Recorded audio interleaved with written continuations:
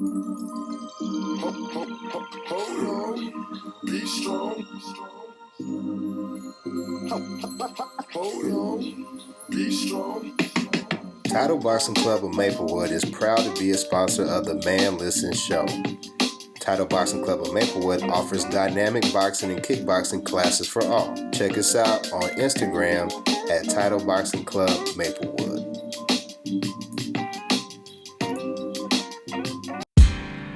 I got to kick this thing off. Can I kick it off? 1, 2, 3, 4.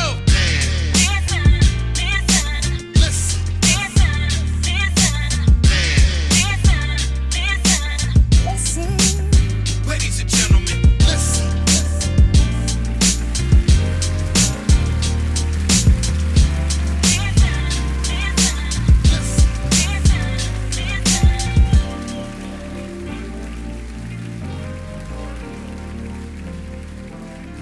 Conversate with Us Radio presents the Man Listen Show.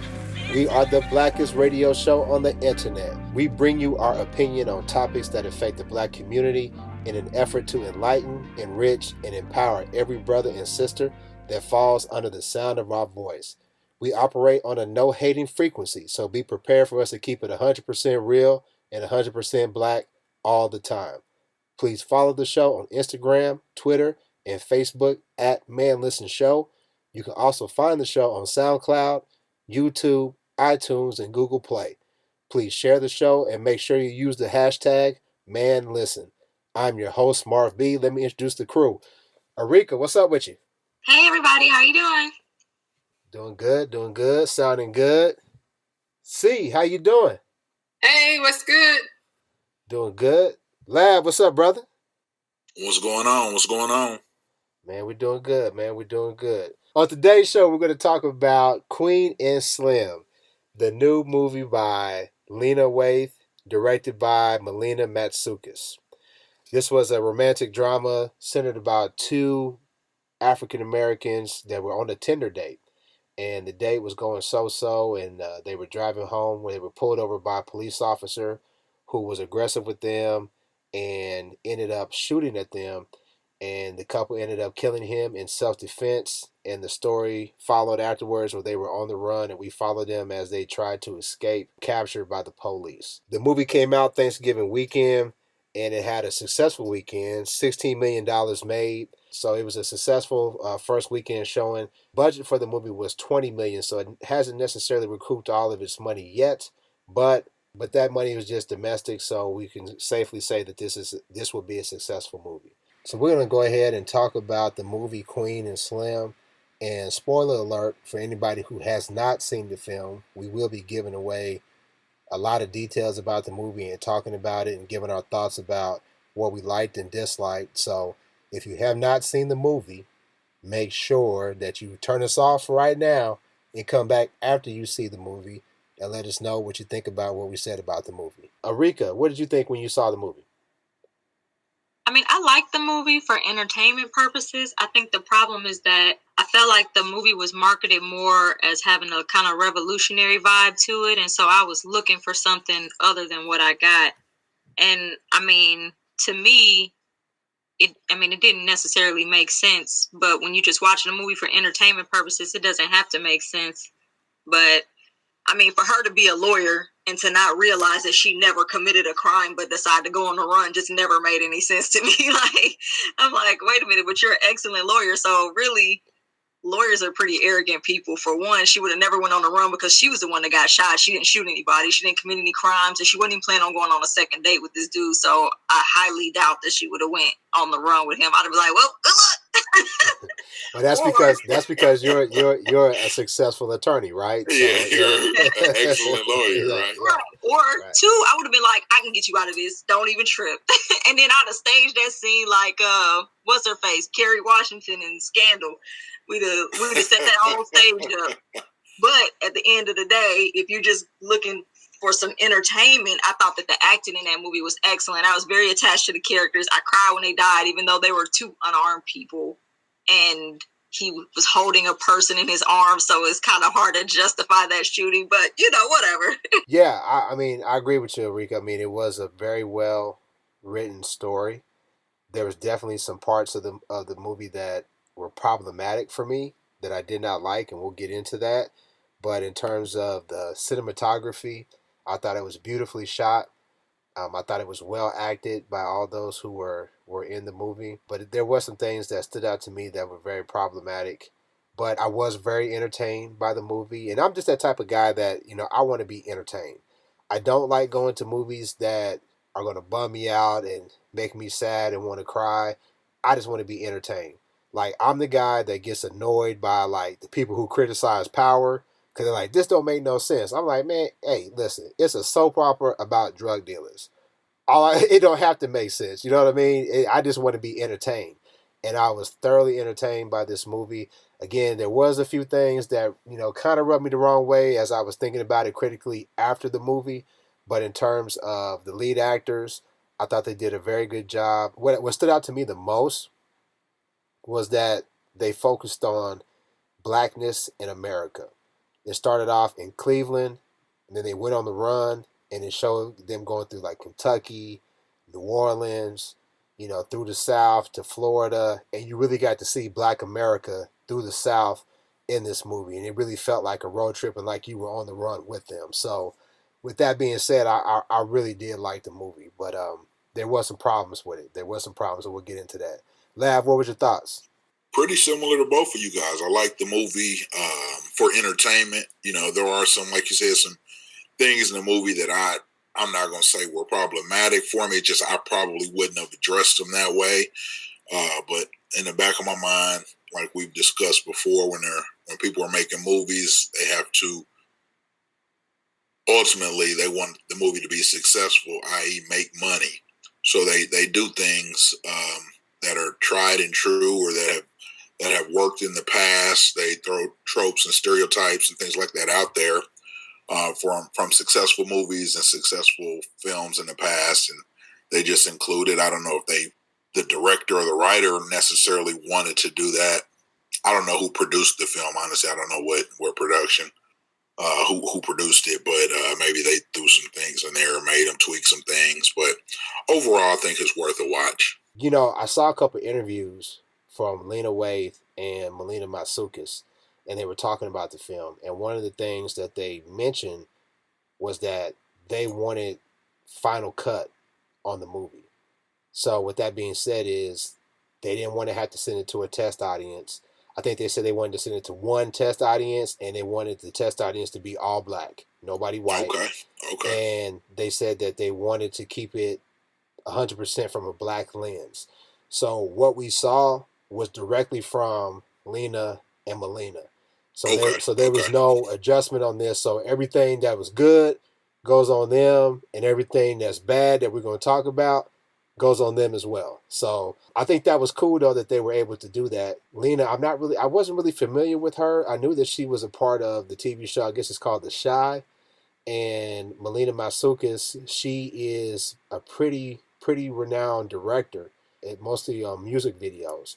I looked up her information and I saw that she's got a pretty extensive videography of things that she's produced, and she's definitely a social media influencer. So they leverage their celebrity and the hotness of their notoriety right now into this movie that they made, Queen and Slim. So, but speaking of things that we didn't like, I'll go ahead and kick it off. Black men. I really had a problem with how the black men were portrayed in the movie. I felt like there were a few brothers who held it down. When you look at the cop who caught them and then let them go. When you look at Slim, when the police officer shot Queen and he tackled him and got his firearm and ended up shooting him in self-defense. But other than that, most of the black men in the movie, were portrayed in a negative image. And it stood out to me. I went and saw it with my wife, and she noticed the same thing. And I mean, when you look at it, you have Queen's uncle, played by Bokeem Woodbine. He was a pimp who was abusing black women. You had the brother that helped him when the vehicle broke down. He was sort of low-key taking advantage of him. You got Slim. He was portrayed somewhat at the beginning of the movie. Y'all let me know if you disagree. It was they sort of portrayed him as a simple person. You know what I mean? Where Queen was Right. telling him like, "No, we can't do this. You can't do this, and you got to do this." And he was like, "Well, why we got to do that?" And this, like with the whole scene when he went to get gas and he pulled his pistol on the white cashier, a lowly white cashier, and he said, "Well, let me see your gun." And he just gave him the gun with the bullets inside of it. Right. And I'm like, dude, what are you thinking? You know, and then ultimately with the person who ended up leading them to their demise, the gentleman at the end who set them up so that the police could come and arrest them and, you know, ultimately take their lives. I just didn't like the portrayal of the black man in this movie. I felt that a lot of the things that they showed was unnecessary. I mean, even the guy that they hit when they were on the run. Remember, they hit the dude and ran over his knee, and they took him to the hospital, and he was letting them know, like he was letting them say, "Hey man, we follow your movement. We appreciate what y'all doing." But the whole time he was calling his baby mama a B and talking about women and Right. for real, is His that what we? son, too. Is that and his son too? Is that what we doing? Yeah. Is that what we doing to brothers on this? I mean, this is supposed to be a movie that's about the revolution and about a movement, but it really seemed to throw the brothers under the bus. I mean, what were your thoughts on that? No, I agree. And let's not forget about the simple-minded, easily led astray little black boy who shoots a black cop in the face. I have no idea what the point of that That was so stream of unnecessary. consciousness was. Yeah. That was so unnecessary. Like it made no sense at all. None. I It- think I think it- she was trying to show not from the. I mean, the kid was. I guess she tried to tackle two subjects at once to show. She tried to show that there are black cops who are conflicted, and you know that's the only thing I could think of. But why take that and then use a baby Right. to show that they're trying to say that he glorified them protecting themselves and twisted that into, now I'm just going to shoot an innocent cop in the face for no reason. So for one, we showing young black men getting access to guns. His father is a small black business owner, so the child has to be well educated. And then he just turns away from everything that he's known and loved and for no reason shoots somebody in the face. So now he's just a murderer just because somebody else did something in self-defense. To me, that was completely ridiculous. And it's like you basically want to show the weakness of the black male mind from beginning to end, from a child through every stage of life. Every single black man in that movie, except the cop who let them go, to me, was poorly represented, and I didn't like it. Even Slim. Right. I mean, I thought his dad was all right because his dad had a, you know, you probably thought one thing about his dad, but at the end of the day, his dad was like, I ain't going to turn him in. I ain't going to, you know. Yeah, you know what? And I was proud of the father. They were trying to show where the police were listening to the phone call when Slim had another momentary black male, another black male weak moment, and he called his dad, and his dad hung up on him, so the police couldn't track him. That was such a brief moment that it just really rubbed me the wrong way because, like I said, I mean, we talk about this often, the emasculation of the black man in media. I mean, I know a lot of people dismiss it and say that, well, you know, brothers, if you're securing your manhood, you shouldn't have to worry about somebody trying to emasculate you. But I wouldn't stand for a movie or anything depicting our women in a negative fashion. Like Arika talked about Kerry Washington and Olivia Pope in Scandal. I hated that TV show. I hated it because it showed a black woman, as brilliant as she was, who wanted to be the side piece to this white dude. Granted, he was the president of the United States, but the dude that she left for him was the head of the Senate. You know what I mean? And it showed him as feckless and weak, and she would rather be the white man's side piece as opposed to just living in her power and, you know, getting somebody who is, you know, worth a woman of her stature. And I had a problem with that. And I have a problem with anything that shows any black people in a negative fashion. And, you know, that was something about this movie that really stuck out, you know, and I think we see that a lot.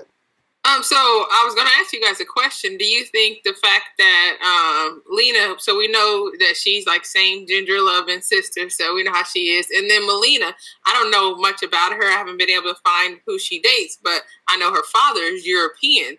So do you think that has any, that contribute to the light that they see black men in, and that's what they put on film? I think that it's impossible to do anything in life without your background and your personal life experiences having some type of influence over what you produce in life.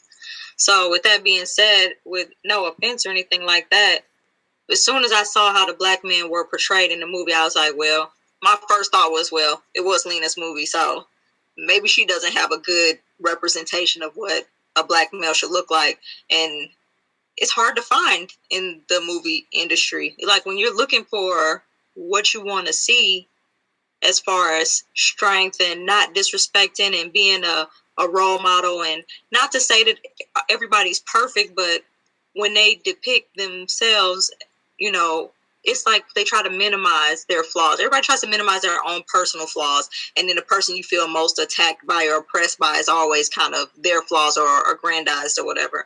And I think that it definitely has something to do with that, with the type of, like you said, like the lens that they're looking through, because there's no way that every single black man in this movie just was pretty much trash. Work. Yeah. because even Queen's uncle, he was a pimp. He was like a pimp. And like he was mad. They showed the scene when he was mad, jealous, and backhanded this woman and all that. He ended up helping his niece. He helped him get away, gave him the vehicle and cash, but that was because of guilt. He had killed her mama, and I'm just like, what? How are we looking at brothers like? What, like this is worse. This is almost as bad as Mister on Color Purple. You know, like we couldn't have more balance with this. No, because literally, like you pointed out, there are two brothers in here that appear to be respectable, but their minutes in the movie are so minute that you really can't say anything about their character. His father, why you even answering the phone? Why you even got these people in your house? You're going to have to arrest me. I'm not answering nothing. I'm unplugging the phone. I'm getting the phone shut down. If he do call here, because I might know that he's stupid because I raised him. If he do call here, ain't nobody picking up. And then the police officer that let him go, we like, thank you. That's cool. But he was in the movie for like 5 seconds, and it basically showed him being subjected to racism. And it's kind of like, so if he wasn't being subjected to racism, would he have still felt the need to let them go? Like, you were still out there working, waiting on them. That was your job for the day. So you just decided that when you found him, you're like, nah, I guess I won't turn him in. Like, that seems kind of weird to me, too. It seemed like out of place. Like they were trying to force sympathy in places, like they knew they needed it. They needed for some people to be sympathetic, but all of the sympathy and all of the saviors were white. Like the dude that saved them when they first ran out of gas, he wasn't a person of color. And then the white family, even though the wife was talking all that jazz, when it came down to it, they was willing to take charges and get arrested by the police to save Slim and Queen. Crazy. But then the black dude like, come on, I got y'all, and drove them right to their death. Like, really? Yeah. And then they show him counting the money with no remorse, no soul, no spirit about it or nothing. Right. Come on. Right. Yeah, I mean, I definitely think that's problematic. Images like this, get into our psyche, and it drives us whether we know it or not. And especially for younger black men and women, when they see this and they're more impressionable and they take this type of stuff and use it in their day-to-day approach to one another. So I definitely think it's something that needs to be called out more. And this isn't the first time something like that, as far as a movie or media, has influenced that. I mean, I always tell younger people now, seriously, when I look back on it, man, how subconsciously I was influenced by rap, by Boys in the Hood, you know what I mean, Juice, all these movies, and it just painted, in my mind how, as a black man, I should act or how I should respond to certain situations. And it becomes a cycle. It really does. Bro, and C can back me up on this. In our hometown, Topeka, Kansas, Top City, you had some gang influence. Most of it came from Chicago, Vice Lords, Gangster Disciples, Four Corner Hustlers. But when the movie Colors came out, that's when you saw the Bloods and the Crips and that's when you saw the exacerbation of gang violence in our hometown. See, am I lying? No, you're actually telling the truth. And my uncle just said that about Kansas City too. He said that's when it really, it's almost like the movie, they put the movie out there And it was like everybody gravitated towards it and wanted to, you know, be that character, be that person, be the Crip, be the Blood. So I don't even know. I mean, I doubt it was just the Midwest. It probably went all the way over to the East, but that movie was influential in a negative way. And that's why we can't let, you know, things like this that pop up, even though Queen and Slim, like I said, beautifully shot. I was thoroughly entertained, but I think we can't let them off the hook with issues like that.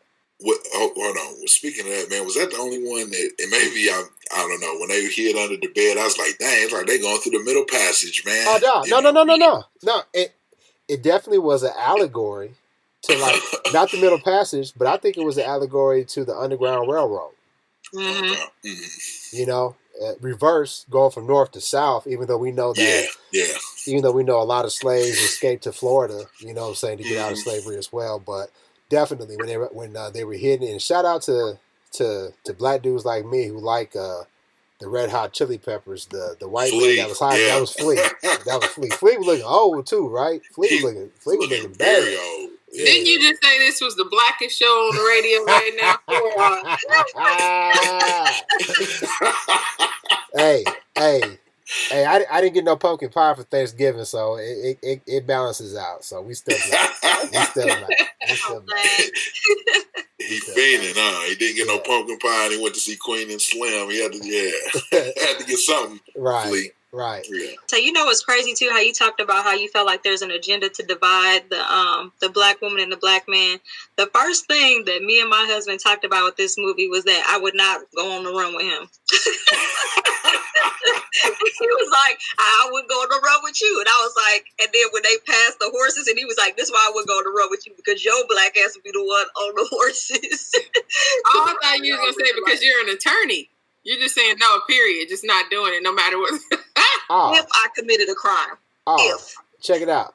Oh, okay. And I'm glad we ain't the only ones, because my queen said the exact same thing. She said, yeah, that struggle love, that on the run, that ain't for me, because I ain't finna be out here not taking a shower for 3 or 4 days. And what you mean I got to throw away my cell phone? Now, I ain't throwing away my cell phone. we be arguing the whole time. So. Yeah, because I was just like, that's part of what made me kind of break down and dissect how they even started, because, you know, a lot of people that I saw commenting about the movie, they were like, oh, I like that they started on Tinder, but then they kind of had to break away from technology and live more in the moment. And I was like, and that's cool and all, but then that kind of ignores the fact that two people that met on Tinder wouldn't have went on the run together. So if I meet somebody today and we end up in some drama, I'm running. I'm gone. I'm not even looking back to see where you're at. I don't know you. I'm running to my people's house. I can't take you to my people's house because you might be doing something crazy like calling your daddy in the bathroom. Right. Then they show up at our door because they literally don't know each other. So you don't know me, but now you want to ride cross country with me if you just met me on the internet. To me, that was the main thing that just seemed unreasonable. Because as the lawyer, I'm like, bruh, I could try to get you off if you got a retainer fee, but otherwise, I mean, I'll stay right here and let them know what happened if you want to skirt off. let me get my purse. And what black woman or person, the way they first interacted with the police officer, I was like, nobody in this era would do that. I've never had the police come to my window and my window's still up and my radio all loud. We don't do that. I got my driver's license and stuff ready to go, my window down, my radio down. She wouldn't have got out the car and then reached for her phone to record. No, she would have been recording from in the car and then came out with it. So it was like a lot of little things that I was just like, I know we're doing this for dramatic effect. So that's why I said, if you just went to be entertained, you could be entertained. But if you're trying to break it down as far as a revolutionary, I don't know anybody in the movement who would have handled that like that. Like they may, we may talk, we may pop off, but I don't see them not doing things according to how we've kind of been forced to do them for a few years now.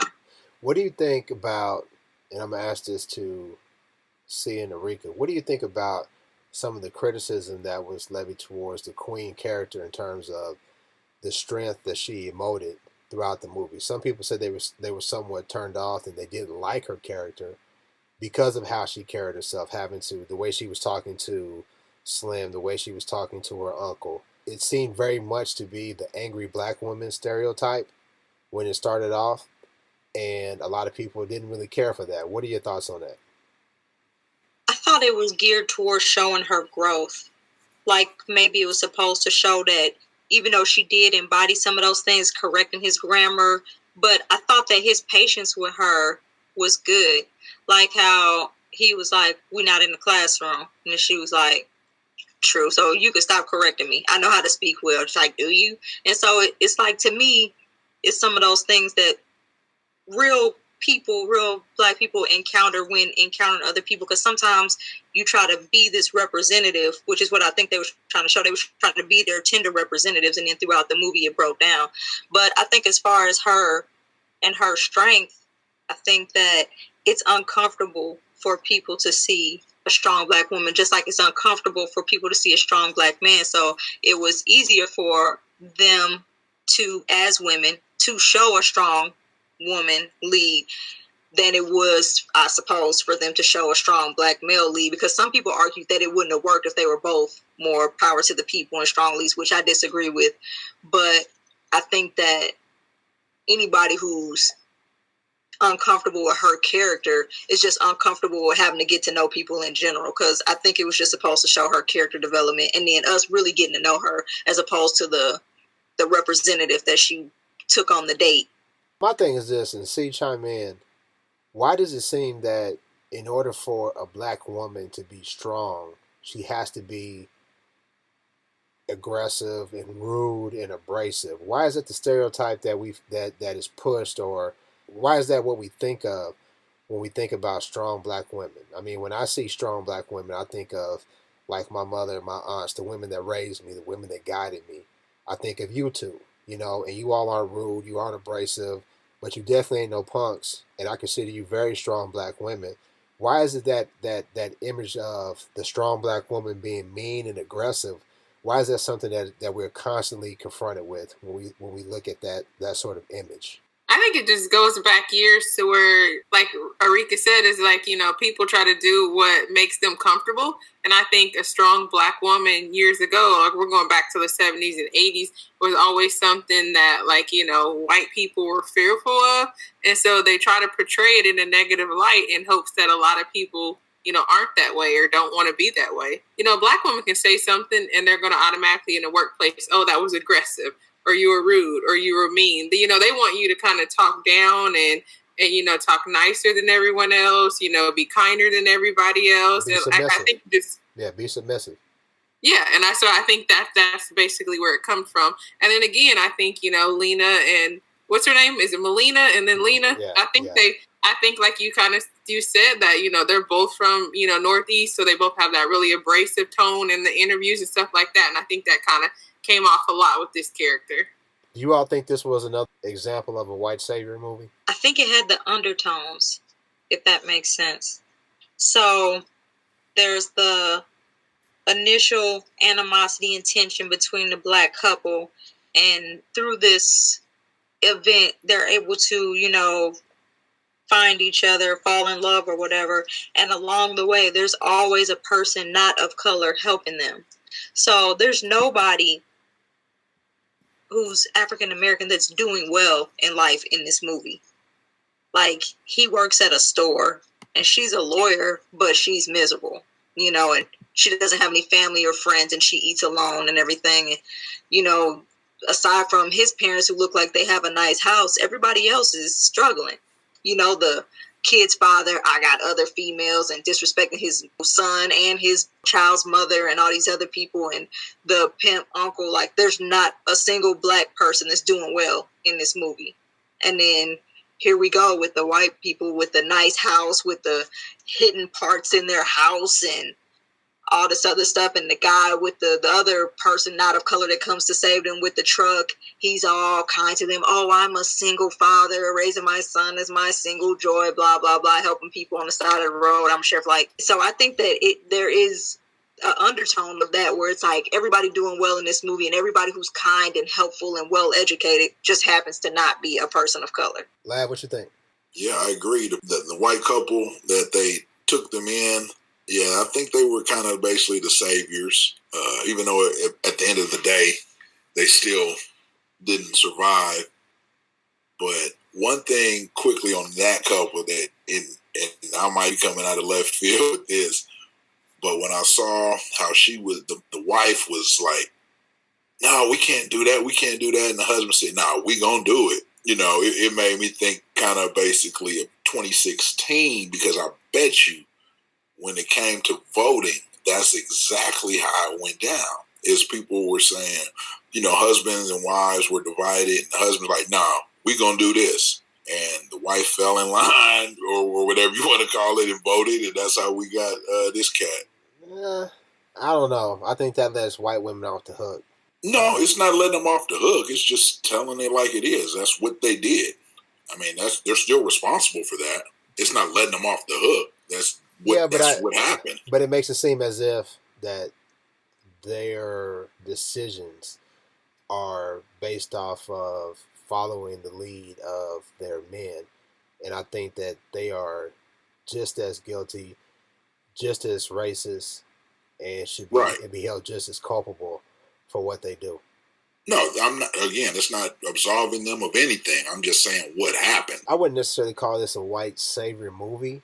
I definitely think, to me, what I took it as, and we talked about this, I took it more so as an allegory to the Underground Railroad, especially when they were like, there's plenty of places for you to hide in this home. And when he saw the SWAT team coming, he sent them upstairs and they were hiding in the hidden compartment. I definitely saw that correlation between this situation and the Underground Railroad. So that stood out to me. One of the things that I did like, outside of the young boy and his father, the father who took advantage of them when they needed the repairs for their vehicle, and the young man who ended up killing another black cop. One of the things that I really liked about the movie was that they became icons for the struggle, because it showed them as they were going through the South, and it ended up at the juke joint, and everybody recognized them, and they said, you're safe here. And it showed black people sticking together. It showed us being unified and trying to help them through this situation, even though ultimately a black person was the one that did them in. And I thought it was very good storytelling when they first ran out of gas and they were flagging down the truck to pick them up. And Slim, again, kind of being slow and dim-witted, was like, hopefully they're black. And she said, I don't know if y'all picked up on this.